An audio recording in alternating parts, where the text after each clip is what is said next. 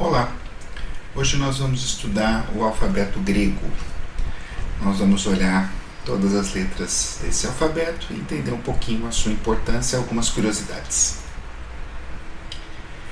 Para o nosso estudo de filosofia no ensino médio, nós vamos estudar o alfabeto grego por conta dos nossos estudos de mitologia grega, também para ajudar na compreensão da etimologia de algumas palavras e na ortografia do português, porque muitas vezes a gente espera que uma palavra seja escrita com uma certa letra, mas pelo processo de transliteração, que a gente vai ver aqui o que acaba que em português se escreve com outra letra do que a gente esperava.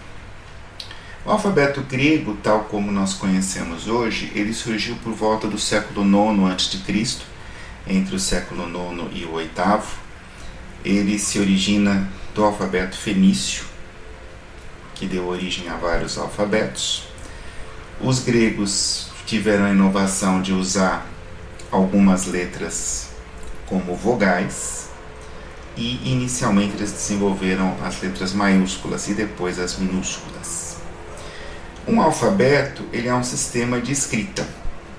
Ele é um sistema baseado em símbolos, que são chamados de grafemas, que fazem a representação gráfica ou visual da língua falada. Aqui a gente usou gráfico ou visual, por quê? Porque o gráfico ele pode dispensar cor, por exemplo, ele dispensa elementos visuais, seria só a forma visual, enquanto que a representação visual ela é mais ampla, então ela pode envolver forma e cor, por exemplo. A transliteração é o processo pelo qual nós convertemos um sistema de escrita com um conjunto de grafemas próprios para outro sistema de escrita. No caso, a gente vai usar dois sistemas que têm letras, que são verdadeiros alfabetos, porque os grafemas representam sons com vogais, que é o alfabeto grego e o alfabeto latino, que a gente usa também em português. Não é assim para toda a língua. Você tem, por exemplo, o chinês, em que, em vez de ser um sistema de alfabeto, é um sistema logográfico. Isso é, a imagem representa a ideia, o elemento gráfico representa diretamente uma ideia. Para tentar contornar esse problema de transliteração de um sistema de escrita para o outro, foi criado o alfabeto fonético internacional, a partir do alfabeto latino, que ele tenta representar por meio de símbolos todos os sons presentes nas diferentes línguas, de um modo uniforme que eu consiga representar o som naquela língua e aí você representa aquele som com outra letra, com outro símbolo no seu sistema de escrita. E vamos começar então pelo alfa, pelo A. Você olha aí o A maiúsculo, se você virar ele de ponta cabeça, ele é um boizinho, uma cabecinha de boi. Alguns acham que essa é a origem do nosso A maiúsculo.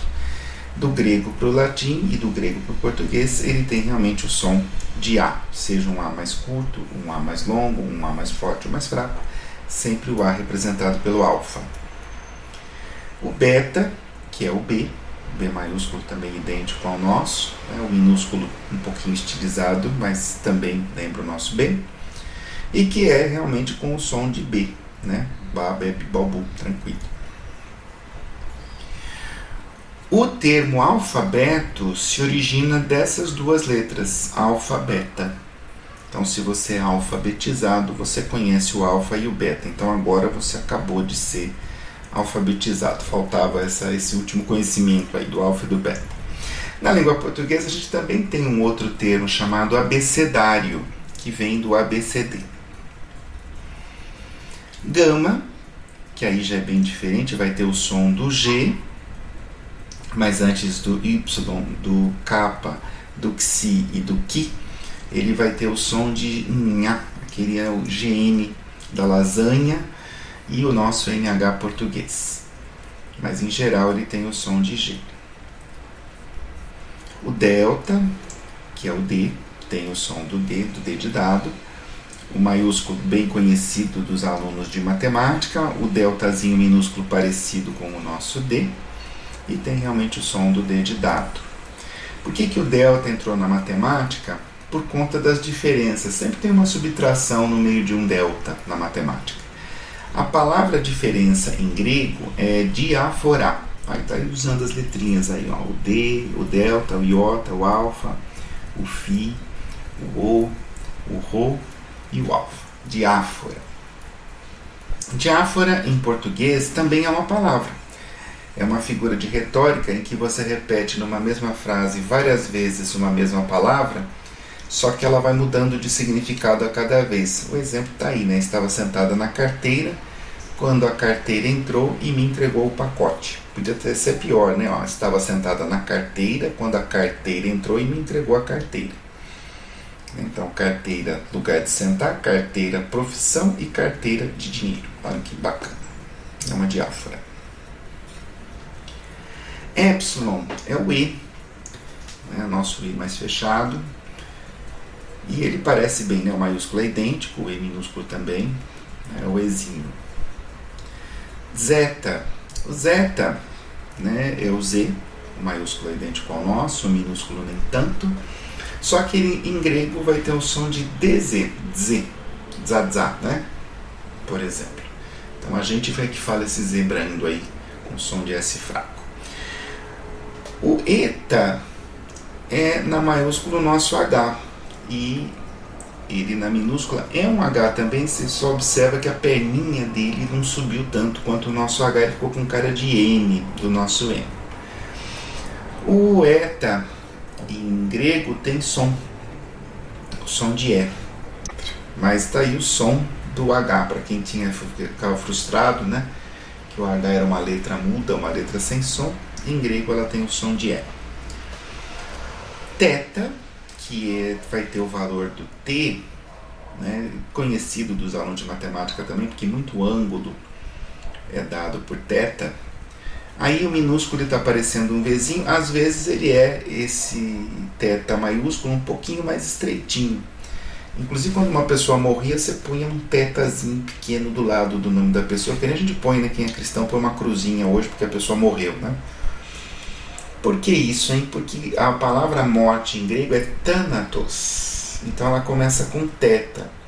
E eu dei uma carregada quando eu falei thanatos, né? Porque é um T com um Hzinho aspirado ali, né? Um TH, né? Para marcar que você tem uma parada ali depois da emissão do T.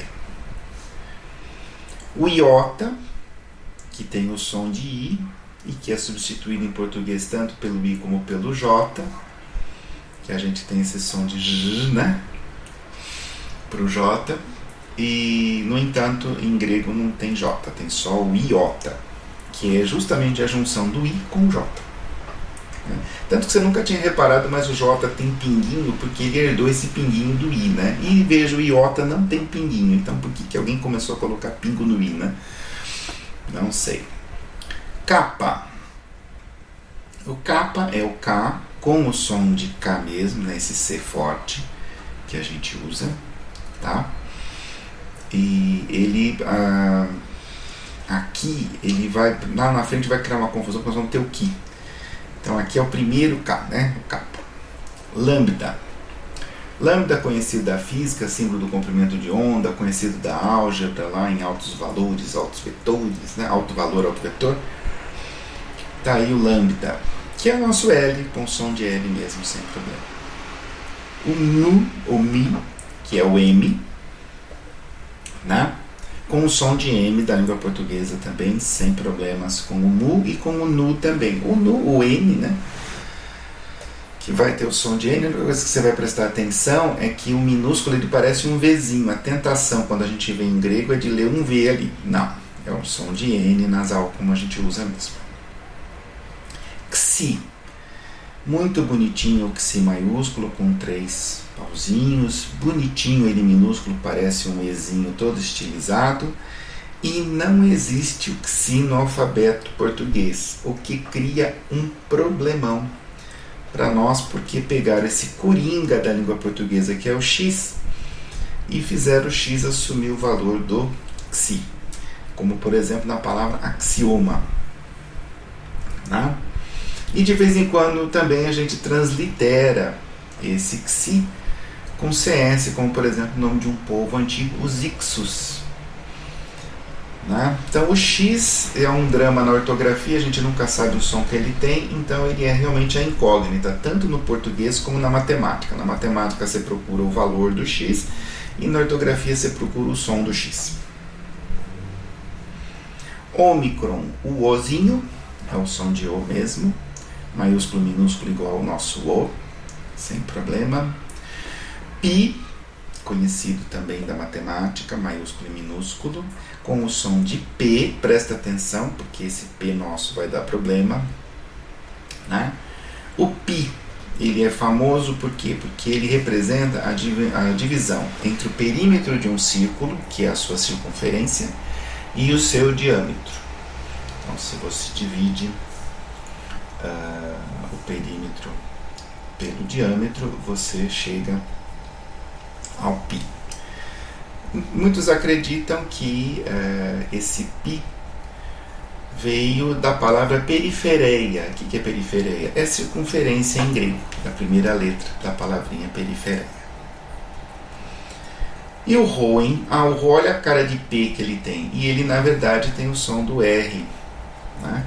De ahá ou ará, melhor ainda, né? A gente joga o R de dois jeitos para fazer os dois R's, né? É mais no estilo italiano, né? Ok? Então é ará para esse Rho aí. Então não é P, é Rho, é um R.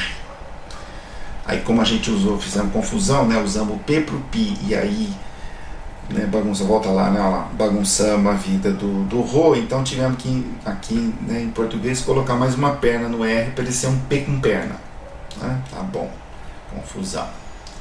Sigma, que é o símbolo de soma, somatório em matemática, o minúsculo parece um Szinho mesmo, se você olhar com atenção, com o nosso som de S, de sapo, e diante do beta, do gama e do mi, ele tem um som do Z, de zabumba, para matar a saudade da cartilha, quem estudou em cartilha. Tal tem o som do T, agora é o T seco, de teto, por exemplo, né? Não é aquele T carregado de Thanatos, tá bom? O Y, ou Y, se você preferir falar aquele U que parece um pouquinho com o francês, é esse som mesmo, né? Um U.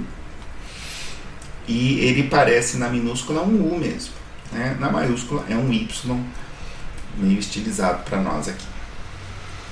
Fi, o querido Fi da filosofia, né? Na maiúscula aparece um I superposto num O, e na minúscula ele parece um F.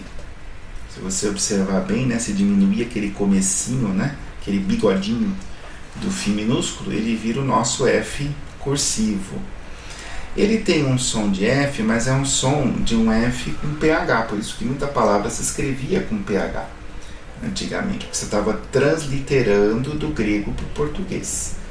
Então, quando era assim um F, né, com um Pzinho na frente, F, bem levinho, né? Filosofia. Então, depois de um tempo, nós partimos por filosofia mesmo, e ninguém mais fechou para falar esse fã aí. Que tem toda a cara de X, né? Mas que ele tem um som de K forte, como a gente falou lá no capa, que ia dar confusão isso na cabeça do povo. Então, nós usamos o X para outros sons que não eram os sons do grego, que é esse K, né? Mais pesado. Curiosidade, a pessoa vai na igreja, olha símbolos romanos, né? E encontra, igreja católica no caso que é romana, né? Encontra lá um PX. O que é o PX? É o prefixo de rádio, de comunicação do padre com Deus? Não, né? Na verdade não é PX, é o Ki e o Rho superpostos. Esse é um símbolo cristão, porque essas são as duas primeiras letras gregas da palavra Cristo, em grego, tá aí Christos, né? E você vê ali, começa com o Ki e o Rho, tá? Se a gente quisesse traduzir, teria que ser com CE. Tá aí. Psi, que é o símbolo da psicologia, não por acaso, porque, né, psique se escreve com psi. E em português não tem também letra equivalente, ficou só o PS. E por fim o ômega, que tanto o minúsculo como o maiúsculo são usados, né, para representar ângulos, velocidade angular, o maiúsculo representa a unidade do ohm, né? Que é a medida de unidade de resistência, e com som de O, um O mais forte em português. Muito bom. Curiosidades, a expressão eu sou o alfa e o ômega, né, para quem lê a Bíblia cristã, as Bíblias cristãs todas têm o Apocalipse, e lá tem essa frase, eu sou o alfa e o ômega, que se atribui então a Jesus, o princípio e o fim. E por que é o princípio e o fim? Porque são exatamente a primeira e a última letra do alfabeto, Jesus sendo a palavra, né? Todas as palavras são construídas com todas as letras. Então é o alfa, o ômega e tudo que tiver no meio. Muito bom. E com isso nós terminamos. Né? A gente deixou aí algumas referências, tem outras, se você procurar no Google, Wikipedia, você vai achar bastante coisa sobre as letras gregas. Mas a gente queria dar uma ideiazinha, porque a gente vai usar, né? Então, já fica aí avisado o alfabeto grego. Até a próxima. Muito obrigado.